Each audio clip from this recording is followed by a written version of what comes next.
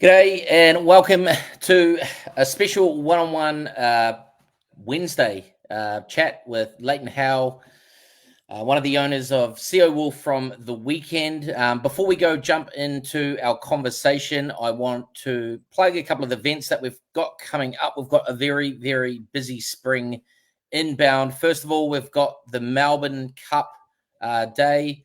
Myself, Kimmy's, and Maddie, and a few of the other guys will be heading down to the Full-Time Sports Bar, which is the new Warriors /TAB bar they've got in Kingsland. We went there on Saturday after the races. It's a good spot, lots of screens, a good spot to watch the racing. It's not a ticketed event, so anyone's welcome to just come down and join us and have a few beers and scream home some winners. We've also got New Zealand Cup Week coming up as well. We're doing a National Punters Club for New Zealand Cup Week. We're doing it from the Thursday through to the Saturday. It's an all-new way to enter into the Punters Club now. You can only do it from your TAB app. You have to join the BGP group. So if you go into your TAB app, down the bottom right-hand corner, there's a button that says More. If you click that, and up the top right corner, there's Boys Get Paid, and you can join the group. And then inside the group, you'll see that there's a pot, and you can enter the amount that you want to invest into the pot for the Punters Club as well. I think we're already over 6.5K, so that'll start to climb between now and then. And of course, New Zealand Cup Week, we are doing a couple of events down there as well. We have the Pups on Thursday night, where hopefully we're going to get another Gold Star Carlito home. But it's $170 for a ticket, and it's all inclusive, so all your drinks and all your food for the night. And then, of course, we've got the harness on Friday as well, which is the all-new Twilight meeting for show day, where they've got two $500,000 slot races, the Ascent and the Velocity. Tickets for the Friday harness are $115, and tickets are available through the BGP app and then also on social media as well. We're really excited to get down for Cup Week, and yeah, hopefully find some winners and replicate the Punters Club from a couple of years ago. Leighton, thanks for joining us, mate. You've been on a bit of a ride, I guess, the last wee while. How are things, mate? You all good? Yeah, great. Yeah, thanks for inviting me along. It's hopefully we can share some insights around, buying horses and owning horses and what's unraveled in the last couple of years with that horse Ceolwulf. Yeah, but yeah, it was a great weekend. Probably real highlight, actually. Probably the biggest highlight you could hope for in racing as an owner, to go from winning the Epsom and then doubling up in the King Charles. But yeah, it was a great weekend, big crowd. Yeah, it was good to be part of it. Actually, it was a bit of a pinnacle, really. When you can win a race like that. Good group of owners. Yeah, it was really exciting.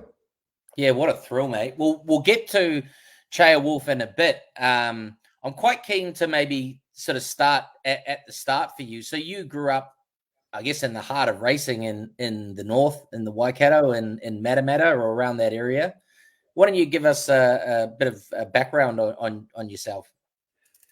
Yeah, well, yeah. I grew up down in Tiara actually, and then moved to Matamata, and a rural kid, sort of living the Tom Sawyer, Huckleberry Finn type lifestyle, racing around country roads on bicycles and popping in at the Tiara racetrack to check out a bit of track work at 6 o'clock in the morning. Back in the days when there were 300 horses going around at Tiara, under the mountain there. And then sort of that's where it all started, really. Sounds a bit silly, but playing for the local first 15 and doing the old grandstand cleanup after the races, picking up the tickets and after a race day, and sort of thinking, oh, okay, this is an interesting sport, off the rugby pitch, as a young kid. So sort of that's sort of probably where it started, actually. And then I sort of moved to Matamata. My parents bought a farm down by Lake Kiripiro, close to Cambridge, so getting closer to the racing world. And then went to school in Matamata. And I think racing, I was through the sort of 80s and 90s, it was a lot. Racing was attached to every part of life. Farmers had horses, and you go into your local chemist and people owned horses, person behind the counter, so, a lot of that's been lost now, but, it was great fun. We sort of, the first job in racing was actually picking up hay for Jim Gibbs. And, I remember one day he, true story, he said, look, I got the first 2 runners at Matamata on Breeders' Day. And one of them was Shepherd's Delight, which was the mare of Vinaka, who won a Group 1.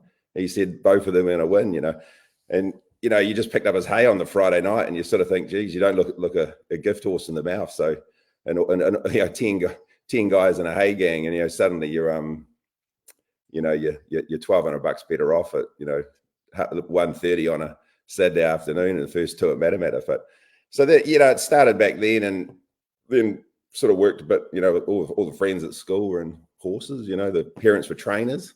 So you sort of learned a lot about just how it all worked, just, you sort of, people were talking about pedigrees, at 50th birthday parties versus the 50th birthday party, Yeah. So it was a little bit, racing was everywhere. You get, good attendance, even country meetings and stuff. So I didn't actually own any horses then as a young kid, but, sort of quickly learned how to, take a trick, take a tip, and put a bet on, So for me, to be honest, I started out like everyone probably has in the BGP crowd, as punters, just having a go, and then went down to university and then didn't actually, just carried on as a casual punter and down at Victoria, which was great, and playing rugby and watching the horses, and then sort of started to think about how to get into ownership. Yeah. And then were your parents intertwined with racing? Well, I think everyone in Matamata was intertwined into racing. I think the same went for Cambridge. They were farmers, and we'd go, went along to every meeting at Matamata there. But the parents, they were sort of, they weren't working in racing. They were actually dairy farmers, but they had involvement in the old horse, and but yeah. Yeah, nice. And then, so you did you say that you went away for a while after university? Did you go overseas? Yeah, I think I went to Victoria, failed miserably in an architecture degree after 2 years, so wasn't going to be an architect. I was supposed to be a vet, but I didn't get my application in. But at Matamata, the old design school teacher said, "Oh, you're not bad at creative stuff." So I ended up down in Victoria, and then did a degree, finished it. Took a year longer actually than planned. Often they do. And then I worked in advertising actually. So I did an advertising course, then got into advertising in Auckland, and then did 3 or 4 years at Auckland working in the big ad agencies, and went to London, and then sort of swung back into a bit of racing over there, going to Ascot. And I was there the day Galileo won the Epsom Derby, which was probably one of the pinnacles of racing, the way it won. And I sort of thought, oh yeah, maybe I should, when I get back to New Zealand, should maybe think about getting a share in a horse, or start doing something, because you sort of spend 15 years prior to that looking into the race book. You learn a lot about horses. When you're betting on them, you just pick up a lot. You just pedigrees, and so it was a good little apprenticeship. So came back from the UK, got a job, and then I actually was working in advertising, and I set up a business, bought a house, and I thought, oh well, I better buy into a racehorse. So sort of went out and in a couple of weekends started looking around. Yeah, right. Approaching strangers with who may have a foal or a cheap yearling they don't want. Yeah. And so is that pretty much what you did? Was it like almost door knocking, going around and seeing what? Yeah, I did. Yeah, I just basically drove down to Matamata, Cambridge, and just looked at some lease fillies, because it was in the GFC, so there was a few floating around off in the back paddocks of studs in the Waikato. So they'd open the gate to any mug. So I did that, and then I sort of was at my sister's wedding, and I was sitting at the table with a friend I went to school with, Kylie Fawcett, who's a trainer now at Matamata. This is going back, to when I was about 31. And then yeah, she said, "Oh, we've got a filly we're leasing." So I said, "Okay, put me down. I'll take a big chunk of that." So I took 20% of that, and that was trained by Dave O'Sullivan, which then became Lance O'Sullivan. I think his dad retired when the horse was in the stable, and that went on to win the Queensland Oaks, which was a good ride.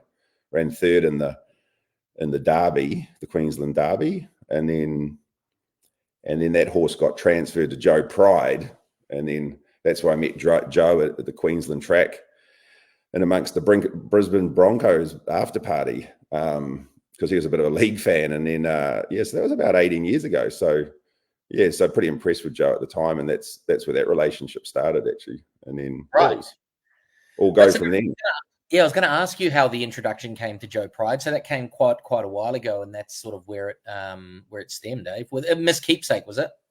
Yeah, she was called My Keepsake in New Zealand, and she was a keeper filly,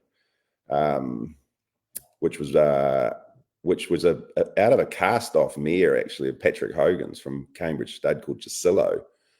And Kylie brought Gisillo, I think, in foal with Miss Keepsake inside. And they were starting out, and then she got it going, and got some people involved right in the GFC when no one was looking to get into racehorses, So, and then that's where it started. Yeah. Nice. So, and so for maybe because that was sort of the early start, right? Your first couple of horses were private leases, but I guess for people that maybe don't understand or don't have the experience, what does it mean to lease a horse, and how does that actually work? Well, generally anyone can lease a horse. Most of the time they're fillies that are leased. Studs lease them out where you don't pay for the horse. Some of the studs will put a right of purchase on the horse where they say, hey, the horse is worth this at the time. So Miss Keepsake was worth 150,000. She was quite a nice pedigree. And what it is, you don't pay the 150,000, you just race the horse. But during any time of the lease period, which is usually 3 years, you can the owners can purchase the horse at that set value, and then they own the horse, and the original owner who was leasing it gets the value back. So it's quite common, there is, and most of the time it's with fillies because the studs want to enhance the pedigrees, of the family, so they want them out on the racetrack. And that's a good way to get into horse ownership without having to buy the horse. But yeah, it seems to be a little bit less of them happening around at the moment. They were quite common through the 2000s and probably up to about before COVID. But yeah, I don't really come across as many, to be honest. Yeah, but it's a great way. It's a great way to get into a horse, for any young owner or first person starting out. Yeah, and then so moving on from that, I guess that gave you a bit of a bug, I assume, like your first horse you get into wins a Group 1, runs third in a Derby in Australia as well, and won over 600,000 or something, didn't it? So 600. Yeah, won about 733,000, I think it picked up New Zealand. But I think the highlight for me in that owning that horse was, I remember when it won its first start, and it only had 4 starts in New Zealand, and James McDonald rode it at Te Rapa in its second start, and it won by a country mile. And I think it was Dave O'Sullivan said to me, "Oh, look, mate, make sure you put a big bet on this horse." So I set up a TAB account in Australia, and it was paying 100 to 1 to win the Queensland Oaks. So I loaded up on it. I put $2,500 on it. And because I just thought the day it won that day, and I remember James McDonald was just starting out as a jockey, and he came in and his hair was pinned back, it was, he'd gone through the wind burner. I think it won by 6 lengths.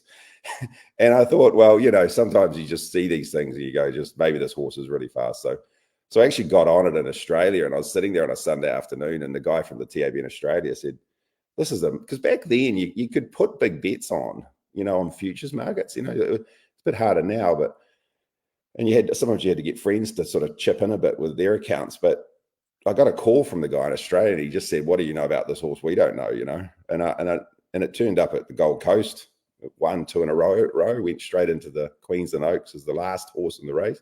Came from way back with Chris Bunce on, and and won the race, you know. So it was probably the punt that was the highlight, actually. Sounds crazy. I mean, even though we won the race, but I think one of the things was trying to get money out of the TAB in Australia at the time. Because back then there wasn't as much electronic transfers and it wasn't as simple, you know. So yeah, it was a huge experience to kick off, and then from there it was so what to next, you know. So that's an outstanding punt, $2,500 at 100 to 1. Yeah, I think I got 276 because I picked up another 26 grand on course with a bookie. But so that paid for the deposit on the house in Grey Lynn. So, you know, so I went from a flat to a house in Grey Lynn, which back then was, you know, not the, you know, 2010 wasn't much of a suburb, to be honest. Sorry to all the people living out there in Grey Lynn, and my neighbours, but things have picked up a bit since, yeah. Yeah, nice. So then I'm just looking through the book now. So you leased the first 2 horses, and then your first horse that you purchased from Karaka came in 2012 as well. And it looks like you bought a couple of horses that year. Yeah, so I thought I was after those first 2 horses, I still quite loved the punt and that, and I thought I'd better get out to Karaka and give it a go, you know, and I didn't know where to start. I mean, I thought, okay, I need to get a vet. And so I got this lady from Matamata I knew quite well, a young lady, and she was quite a young vet.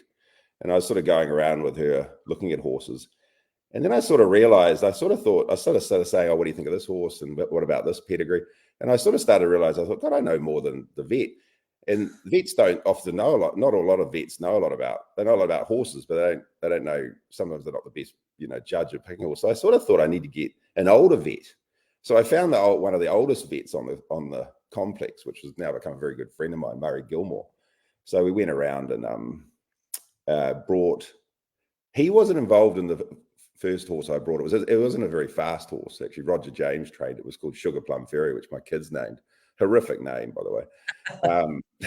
But the horse Roger said it was pretty slow. And fair point to him, it wasn't very fast at all. So we got it. But anyway, he sort of parted ways with the horse.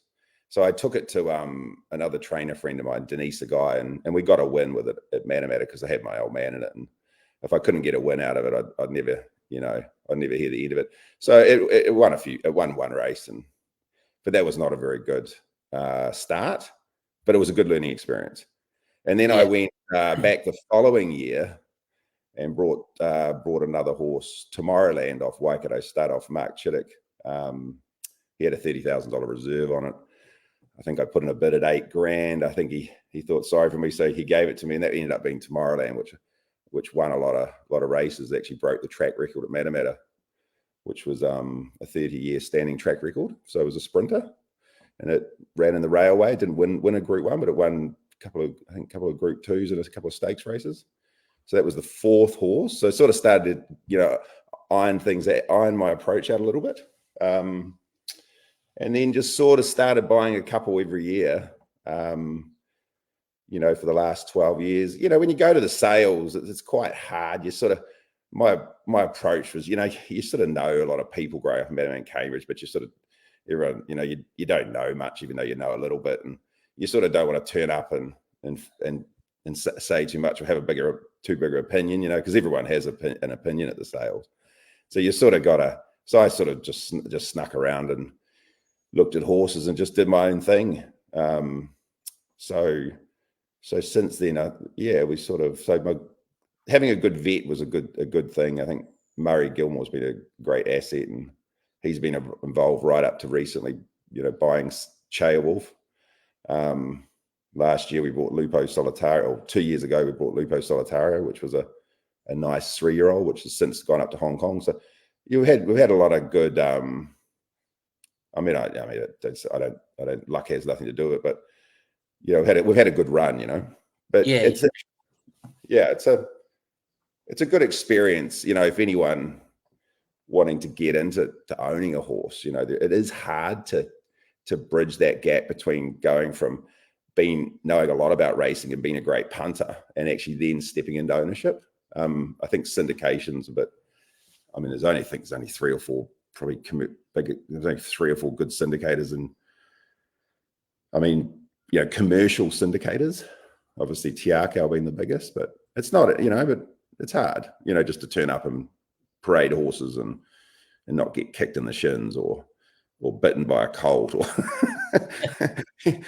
all the great things that happen to the walking, the lonesome walking buyer. Can we just dig into that a little bit more, because you've mentioned the vet a couple of times there as well, because obviously you're looking at different things, right? Like you're looking at the pedigree, and are you also then looking at the way that the horse works and its constitution and all of that stuff as well? Or have you sort of split up your task and gone, cool, the vet does this and he looks for that stuff and gives me the yes or no, and I focus my attentions on, the pedigree? And yeah, so how I do it is I before the sales, I might do 6 weeks of what I call white paper research, looking at, but you've got to have a plan, like before you even do that, like what sort of horse do you want to buy? A lot of people go out there and they just want to buy a good horse. Well, good horse, that's a bit low rent. Even there's 1,000 good horses sold at Cracker. Vendors breed good horses. And so my view on it is you need a plan, and you need to decide on what type of horse you want to buy. You're buying a Derby horse or a Guineas horse, or do you want an older staying type horse? Or do you want to try a 2-year-old and roll the dice a bit? So I think get a plan on what type of horse you want to buy. Look at the stallions. Look at stallions you like.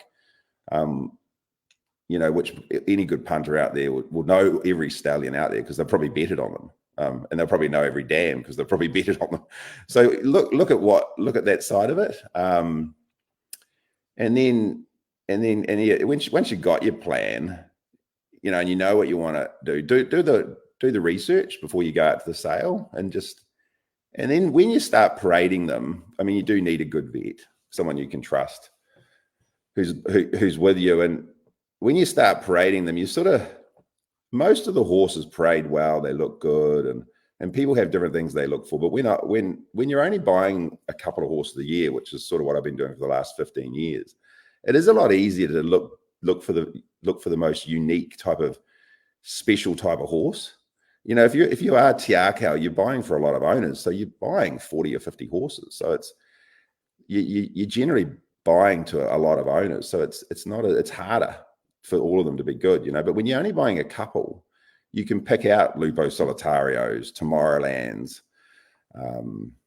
Ceolwulfs, ones we've brought over the years, because you can be more refined. So you get them out, you go through the process parading them. Most of the horses, not all of them, but conformation's pretty easy to pick. Everyone knows how to pick a good horse from a conformation perspective. But people say, "Oh, well, why'd you buy Tomorrowland?" And I sort of, because he wasn't the most prettiest little colt. He was a little pokey little colt. But I know that its mother, I think ran 121 something over 1,400 meters at Tauranga, winning a maiden by 7 lengths. I mean, you sort of think, well, that's a bit freakish. Not many mares can do that. And their first. And a maiden at Tauranga, so over 1,400 meters. So you just sort of look for things, unique things, to try and just get a bit of an edge, so that's sort of been the approach, buying a couple of years. And so you go in and you go back and research and maybe watch some of the races of their, dams and. Go pretty deep. Yeah, have a real close look at it. Yeah. There's a lot of information the last 10 years online, going back probably 10 or 12 years. Yeah, there's a lot you can look at now. You can find stuff. That all helps. It's a lot of hard work, but it's fun. It's good fun. I think when you've got your final list at the sales, you might only have 20 horses you get vetted, and then the vet comes in and does his thing, and a lot of them just may have bad X-rays or unique things. You can be a bit forgiving with X-rays. But some of that list of 20 could end up being 10, and you might only bid on 5 or 6. And then sometimes, and the hard part is your budget. How high do you go?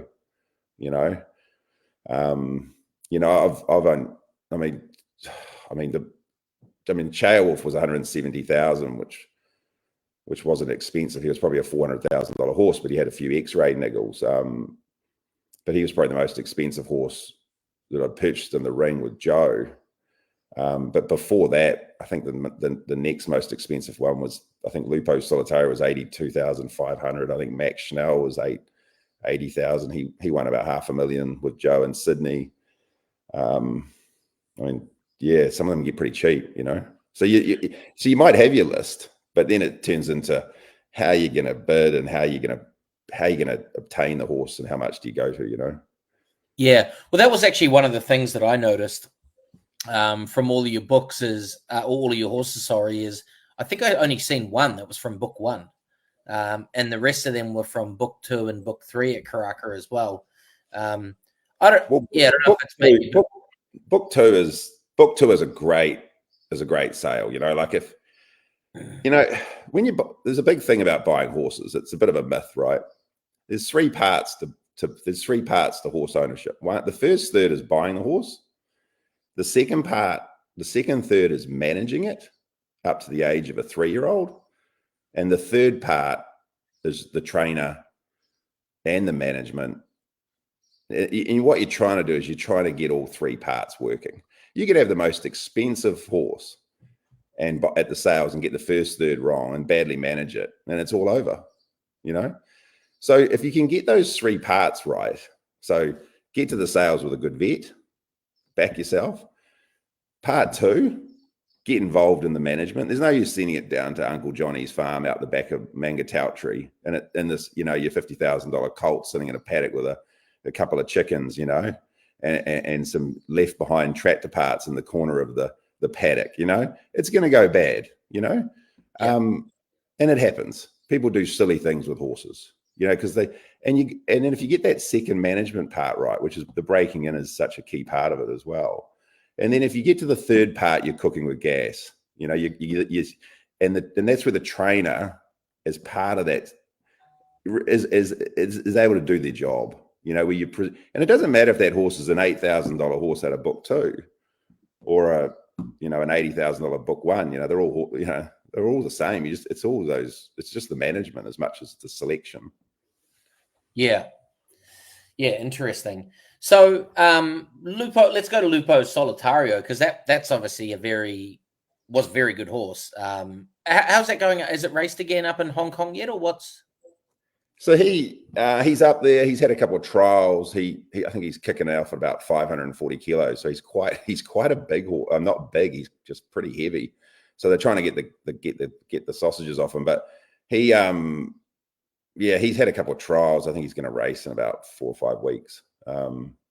He seems to have fitted in well. He's trained by a guy called Frankie Law. I think he's probably like a Hong Kong Derby type of horse. Yeah.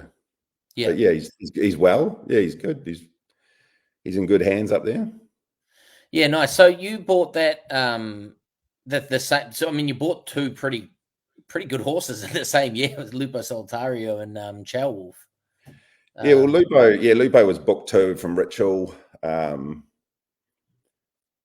mean, he was a lovely horse. You know, we went to the sale to be honest. I basically went to the sales to try and buy to find a good Satano Aladdin. You know, like try to get the best one in the sale. You know, so I narrowed it down to 2. It actually, Rich Hill was Lupo and Lantern Way, who John Thompson was parading there, and so we were going to buy both of them actually, but we ended up got that bit wrong. But we brought Lupo, and then later on that year at the Ready to Run, Joe actually just rang me up and said he'd never been to the Ready to Run sale, and he said, "Oh, what's this Ready to Run sale like? You know, is there a Derby horse in it? You know, can we find a Derby horse?" And I said to Joe, it can be a bit tough. You know, does produce quality animals. So he came out and we put a bit of a plan together, and then I think we narrowed it down to 4. So Joe went back to Sydney, and I bid it on 4. I think we brought 2, and one of them was Ceolwulf. Hats off to Joe. I think the Ceolwulf was an interesting purchase because he was a lovely horse. He was a beautiful animal. He was probably worth a lot more. He did have a few X-ray niggles. He had which I think obviously put off a lot of the Hong Kong buyers. So we got him at 170, and he sent all the X-rays after we got some local vets to look at him to the Sydney Vet Club, and the guy up there gave the final green light to buy him or try and buy him. And then he started off very low in the ring. He kicked off at $50,000. Not even that, I think, maybe 30. I thought, oh, okay, here we go. This is an X-ray job. So we just sort of just slowed the auction right down deliberately. And then Willie Lau jumped in and for one of the big Hong Kong buyers. And I thought, oh no, this is going to get tricky. But then we just slowed the auction right down. And Steve Davis did a great job of even slowing it down more. And then I think he got a bit frustrated, and we got the final bid in at 170, and then sort of off he went down to Cambridge for 6 weeks, and then off to Sydney, and then that's where the journey started. Joe loved the horse. As soon as we paraded him, he'd trained a few Tavistocks, and we worked out that very quickly that out of a Sharmadale mare that maybe this could be the best one. So I kept 10%, and Joe threw in a couple of his owners from around Australia, and my wife ended up naming it. So we named it after a king because we wanted to keep it a colt because we strongly had the view that it was probably the best son of Tavistock to go through the ring. So, and then a few of the owners from Australia were on board. It was all go, yeah. Nice. So did it race as a 2-year-old? No. So it first came up as a 3-year-old. Yeah. How many starts did it have? Did it run? It ran in behind Riff Rocket in the AJC Derby, didn't it? Yeah. First start was at Canterbury. Flew home for 3rd. Then it won at Warwick Farm, and then it went into the couple of 3-year-old races over 1400, and it replaced. So it got group type. Joe was had a strong opinion of the horse right from very early, and then it was as a spring 3-year-old. Sorry, and then it came, and then the goal was always the Derby. Yeah, so it was always brought as a Derby horse. Mm-hmm. It just showed a lot of speed as a spring 3-year-old, and then they put it on the path for the Randwick Guineas, Rosehill Guineas, and the Australian Derby. It ran second in the Rosehill Guineas behind Riff Rocket, to your point, and then second in the Derby behind Riff Rocket. Mm-hmm. And then they put the horse, and then it went in the Queen Elizabeth. I think it was a bit of a throw at the stumps, 7-day backup. Pride of Jenny won by the length of the straight, and then Joe just put the horse away, and just took it on the next journey. Yeah. Which, and so when you brought him back this season, was the Epsom always the first target, the first main target for the horse?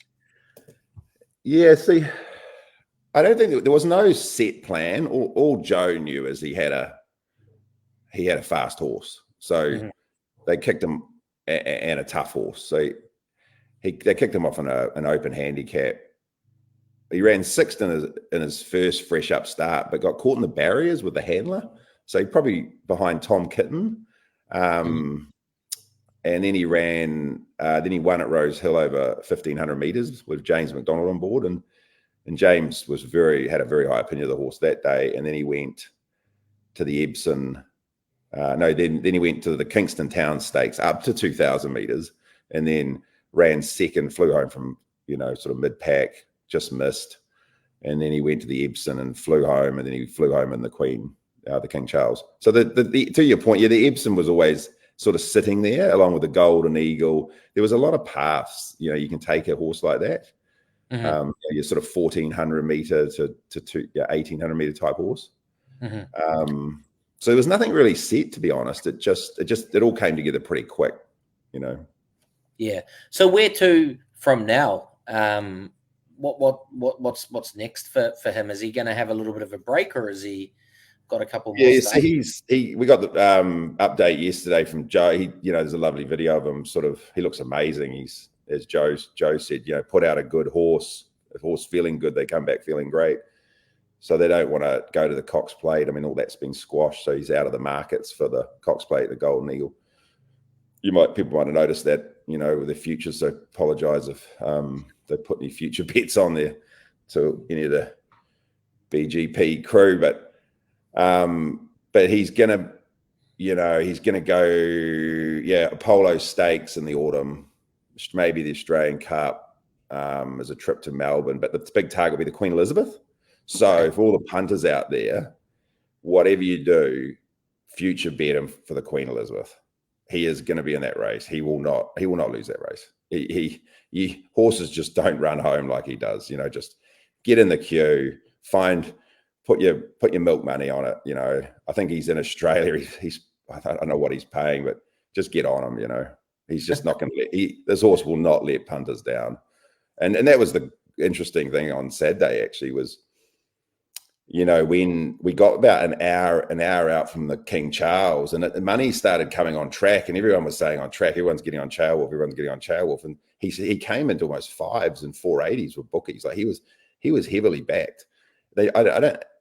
Which was quite a move, So he's the punter's horse, he might be last, but you're still a chance, coming around the corner at Randwick. He's a chance, Yeah, it's outstanding. Kimmy's and a few of the guys were actually on course on Epsom Day, and they were in a room that was overlooking the bird cage, and so I think they picked him out from the yard as well and said he looked big and strong, and so they whacked it pretty hard for their punters club up in the room there, and I think they were pretty happy. Nice. That would have been wrapped. Well, I think he paid 6-1, so for the Epsom, so and then 7-1 into 5s, I think, on Saturday. But yeah, get on him in the futures. Like why not? It's a long way out. A long way out to have your money tied up in a bet, but it'll come better than a term deposit with one of the banks. I can guarantee you that.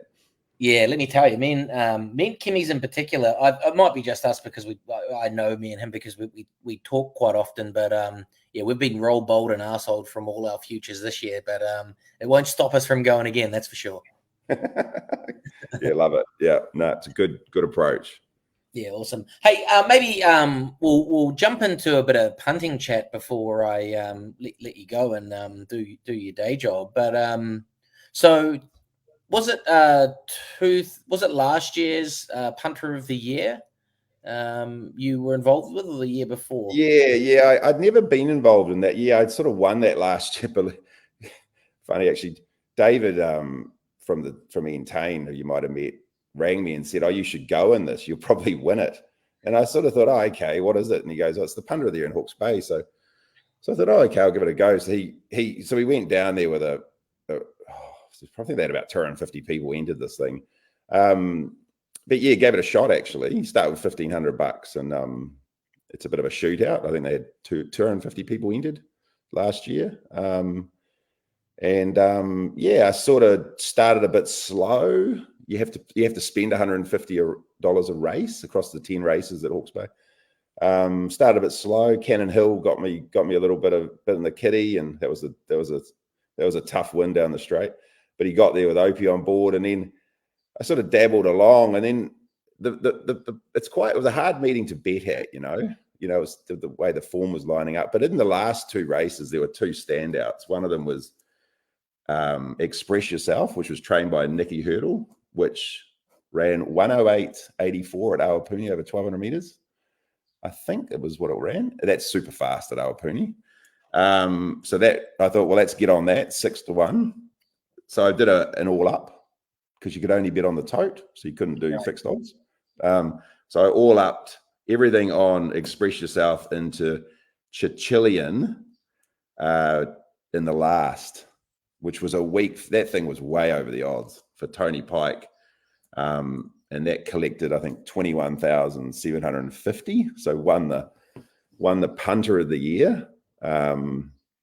I think the second place punter got 13,000, and then they had a bit of an after-match sort of after punt function over there and presented the trophy, and then you got the they give you a $10,000 bonus bet to put on the Everest. So, and then they sort of asked who you're going to put the bet on, and in front of everyone. So I said, well, I had spoken to Joe the couple of days before, so I thought, well, let's get on, think about it, and then that won. So the 10 grand bonus bet went on that at I think 450, and I think all up, I think the day adding in the 20 grand prize money, I think I got up to about $76,500. So it was a good payday. Yeah, that's outstanding. We were hosting an event at the sweatshop in the city in Auckland that year, and we had a free bonus bet to give away as well. And actually, one of the guys, I think it was Dino, that won it. He ended up putting $5,000 each way on the other Joe Pride horse, Private Eye, who ran third. So he zigged when he should have zagged. Well, I think the place on that. Didn't it pay 320 $3. I think, yeah. So that's good. Yeah.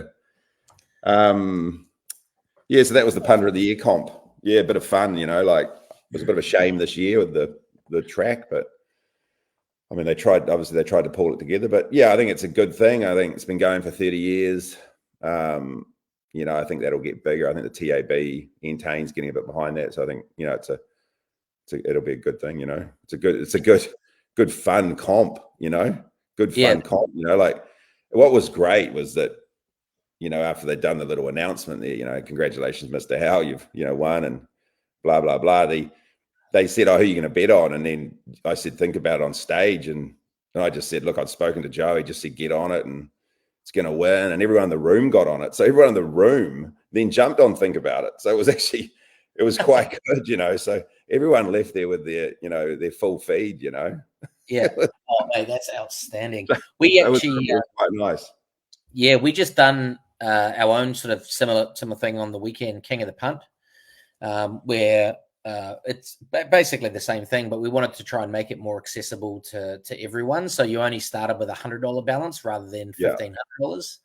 And that was quite interesting as well. There were different stages where I think myself and Goat and even Matt from BGP were all leading as well. I think we got up to around the $1,400 mark with a few races to go before the Everest. Wow. And I think we were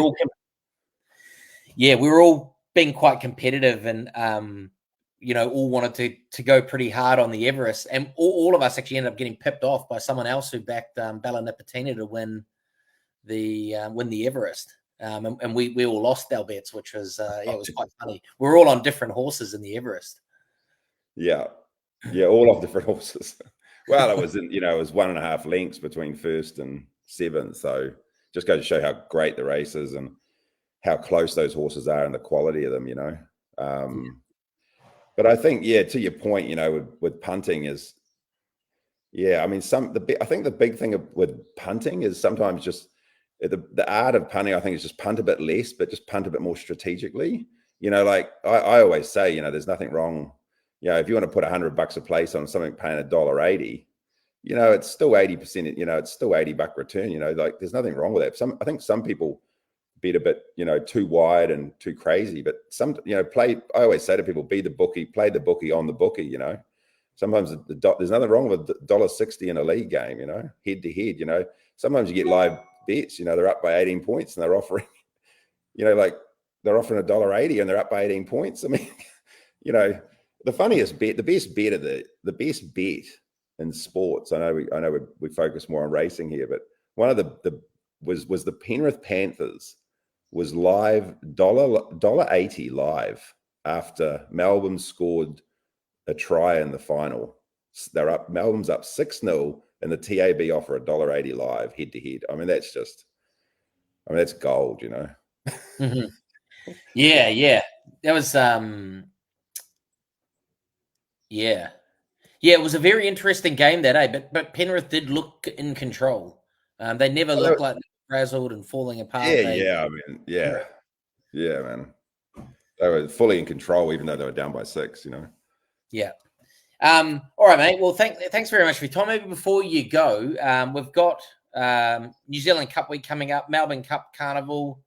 Can you lead us into something over the next 2 or 3 weeks that maybe the punters can have a look at? Yeah, good question. I think one horse from Joe Pride's barn that's worth following is in the Matriarch, which is the mare's race at Flemington. It's called Levart. It's a reliable mare. She won on Saturday. She won the Ank Stakes on Saturday, and she's flying that horse. She looked amazing before the ring. She's an older pedigree.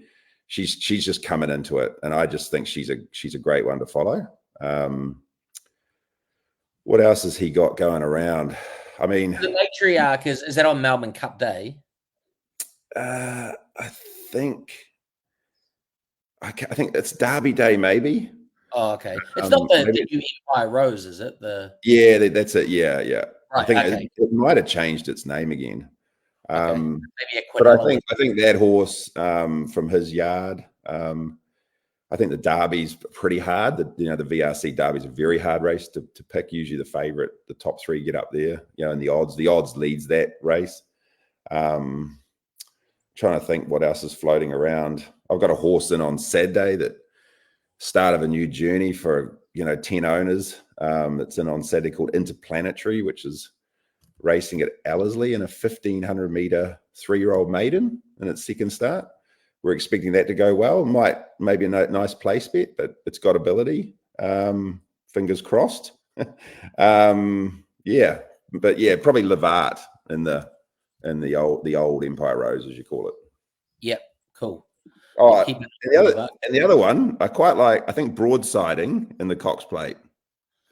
I think Godolphin have had a tough run, and I think their luck's ready to jump in the Cox there. So the 3-year-old down on 51 kilos. Yeah, that's music to my ears because I've got a bit on the futures on Broadsiding for the Cox Plate. So my fingers are crossed. Yeah, fingers are crossed. I'll be on Broadsiding. Excellent. Awesome. Hey, thanks very much for your time, Leighton. We've almost gone an hour. Really interesting story. In terms of people that maybe be interested in getting into a horse, are you open to people, reaching out and, getting involved in horse ownership with you or? Yeah, well, 100%. We usually buy a couple a year, maybe three horses probably moving forward. But yeah, if there's anyone, we do 10, 5, 2.5% shares. Yeah, but if there's anyone out there that wants to, come out to Karaka, just give me just type my name into Google. You'll find my email. It's just Leighton@thepond.co.nz. The Pond, all one word, .co.nz. Drop me a line, I'm happy to take people around at Karaka, and hey, people want to, get a bit of an experience there and, want to invest in a horse, I can definitely get them heading down the right path quickly and probably save them a lot of time and a lot of money and take a lot of risk out of it, But it's just get that. It's a game of they say game of two halves in sport, but I think in ownership and buying and managing horses, it's a game of 3/3.